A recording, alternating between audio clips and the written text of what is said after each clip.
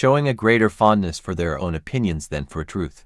They sought to deny and disprove the new things which, if they had cared to look for themselves, their own senses would have demonstrated to them. And who can doubt that it will lead to the worst disorders when minds created, free by God, are compelled to submit slavishly to an outside will? When we are told to deny our senses and subject them to the whim of others?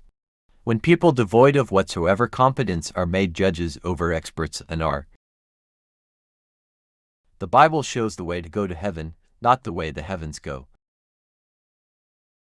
If you could see the earth illuminated when you were in a place as dark as night, it would look to you more splendid than the moon.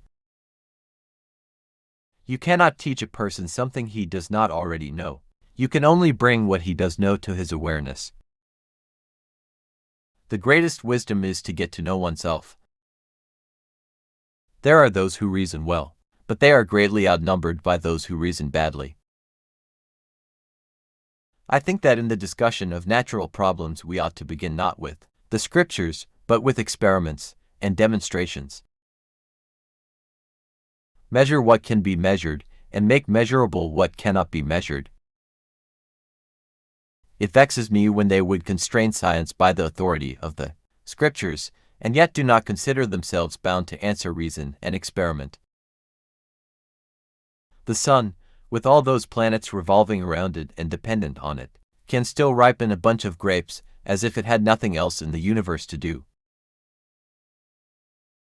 I would beg the wise and learned fathers of the Church to consider with all diligence the difference which exists between matters of mere opinion and matters of demonstration. To be humane, we must ever be ready to pronounce that wise, ingenious, and modest statement, "I do not know." To understand the universe, you must understand the language in which it's written, the language of mathematics.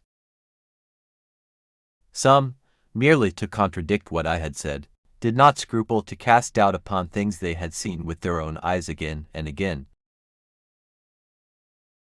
I do not feel obliged to believe that the same God who has endowed us with senses, reason, and intellect has intended us to forego their use.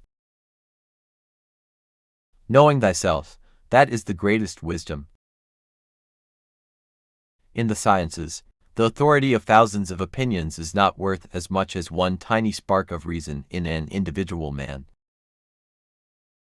I have never met a man so ignorant that I couldn't learn something from him.